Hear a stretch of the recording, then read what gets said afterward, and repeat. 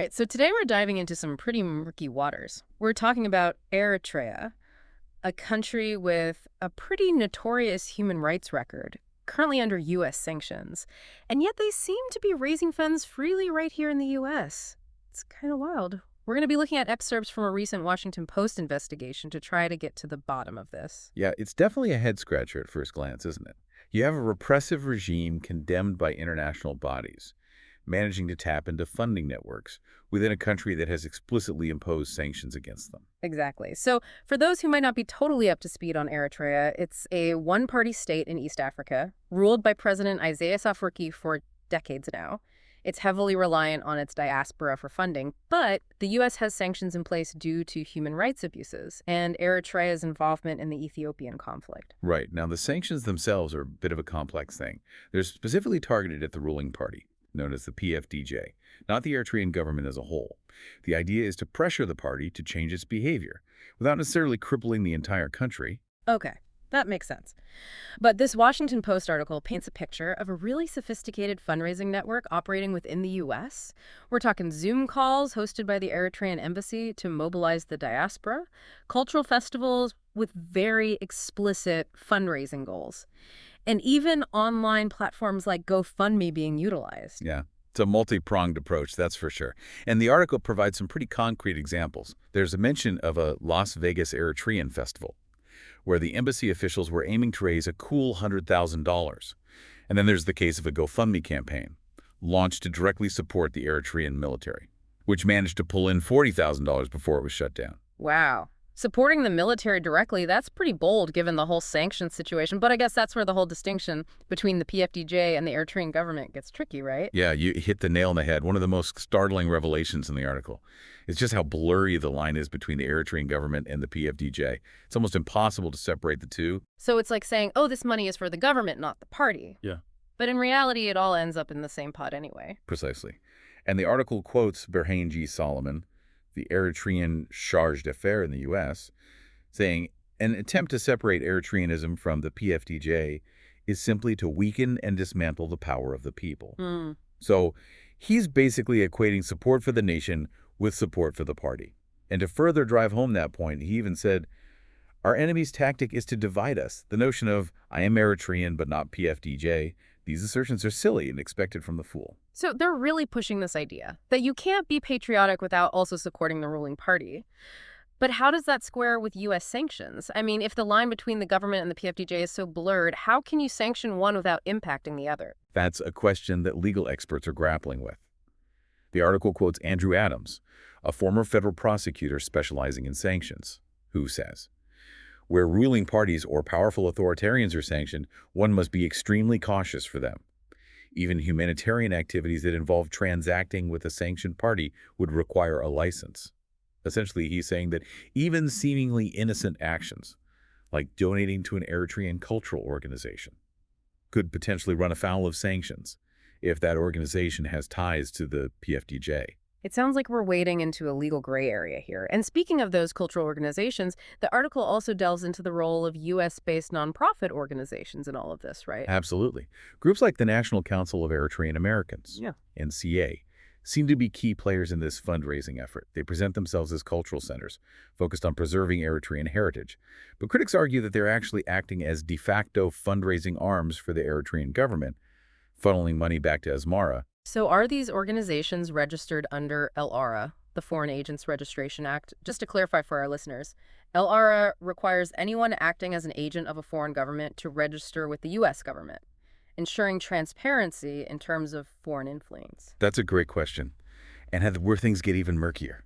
Many of these organizations, including the NCA, are not registered under LFAR, despite their close ties to the Eritrean embassy and potential coordination with the government. So on the one hand, they claim to be apolitical cultural organizations, but on the other hand, they're potentially working with the Eritrean government and raising significant sums of money without being transparent about their activities. It's a tangled web for sure. It is, and it raises some serious questions about whether these organizations are operating within the bounds of U.S. law and whether donors are fully aware of where their money is actually going.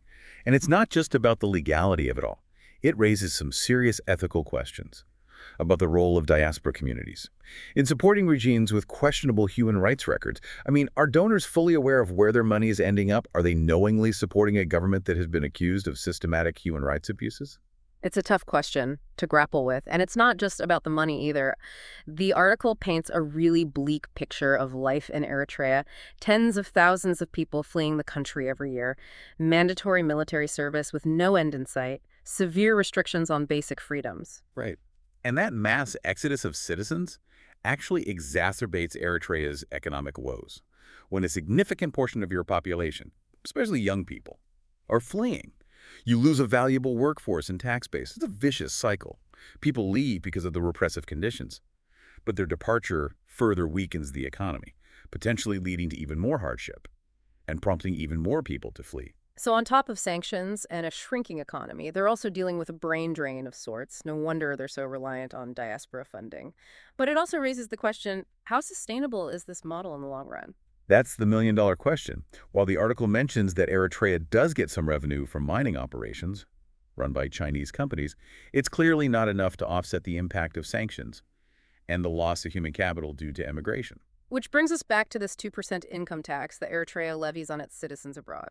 It's basically a mandatory remittance for anyone seeking consular services, or even just permission to visit their home country. It seems incredibly coercive, almost like they're holding their own people hostage financially. It definitely creates a moral dilemma.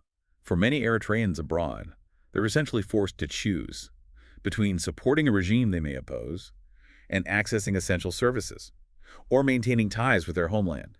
Talk about a rock and a hard place. But I'm curious, what does this dependence on diaspora funding mean for Eritrea's relationship with its diaspora? Does it give them undue influence? That's a fascinating angle. On the one hand, this financial dependence could give the diaspora a certain degree of leverage. They could, theoretically, use their financial clout to push for reforms or changes within Eritrea. But on the other hand, it also makes them vulnerable to manipulation by the regime. The government could exploit this reliance to silence dissent or quash any criticism coming from the diaspora community. It's almost like a double-edged sword. They have this potential power, but also face potential pressure from the regime. And this whole situation really underscores the risks faced by Eritrean activists who dare to speak out against the government, both in Eritrea and abroad. The article highlights the case of Rassi Mare, an Eritrean-American resident, who was put on trial for allegedly lying to U.S. immigration officers, and also launched that GoFundMe campaign for the Eritrean military we talked about earlier. Right. And it gets even more disturbing. Mare recorded a video where he directly threatened anti-government activists, calling for violence against them and their families. He even named specific individuals, including Saltine Girmay, an Eritrean-American activist who's been very vocal in her criticism of the Eritrean government. It's chilling to think that someone would resort to such threats, especially on U.S. soil. It certainly highlights the very real dangers that Eritrean dissidents face, even when they're living abroad. The reach of the regime, or at least its supporters, seems to extend far beyond Eritrea's borders. And it takes incredible courage for people like Saltine Girmay to continue speaking out, knowing the risks involved. Their voices are so important, especially in a situation where information is tightly controlled and dissenting views are often suppressed. Absolutely. It's a testament to their bravery and their commitment to exposing the truth, no matter the cost. It feels like we've uncovered a really complex and unsettling situation here. We've got this repressive regime that's relying heavily on its diaspora for funding, operating through a network of seemingly benign organizations, potentially engaging in activities that could violate U.S. sanctions, and silencing dissent both at home and abroad. It's a lot to unpack, and it really makes you wonder, what are the broader implications of all this? We've been talking about Eritrea, but this story seems to touch upon some much larger issues, doesn't it? Absolutely. Okay. This case study really shines a light on the complex intersection of diaspora politics, international sanctions, and the ethical responsibilities of individuals and organizations. It forces us to confront some uncomfortable questions about our own roles as global citizens. So you're saying that this isn't just a story about Eritrea. It's a story that has relevance for all of us. Precisely. Think about it. We live in an increasingly interconnected world. What happens in one corner of the globe can have ripple effects that are felt thousands of miles away. And as individuals, we have a responsibility to be aware of those connections and to think critically about our own actions and choices. So what does that look like in practice? What can we as individuals do to make sure that we're not unwittingly supporting regimes or organizations that are engaged in harmful activities? Well, I think it starts with being informed. Don't be afraid to ask questions, to do your own research, to dig deeper into the organizations that you're considering supporting. Look for transparency in their financial dealings. Mhm. Scrutinize their leadership and affiliations. And pay attention to any red flags that might emerge. It's almost like becoming an investigative journalist ourselves in a way. In a sense, yeah. We live in an age of information overload, Mm. but it's also an age of unprecedented access to information. We have the tools at our disposal to become more informed and discerning donors, more conscious consumers, more engaged citizens. So it's not just about blindly trusting, but about informed giving, informed action. This deep dive has certainly given me a lot to think about, and I'm sure our listeners feel the same way. I hope so. Because ultimately, this story isn't just about Eritrea. It's a cautionary tale that resonates far beyond the borders of a single nation. It raises fundamental questions about accountability, transparency, and the ethical implications of our actions in an increasingly interconnected world. And as we wrap up this deep dive, I want to leave our listeners with one final Right. thought-provoking question to ponder. If we accept that we have a responsibility to be informed givers, informed actors in this interconnected world, does that responsibility extend to holding organizations accountable for where their funds ultimately end up? Even if those funds were donated with the best of intentions, are we still responsible if they're ultimately used to support a regime or organization accused of wrongdoing? Food for thought, everyone. Thanks for joining us on this deep dive, and we'll see you next time for another exploration of the complex world we live in.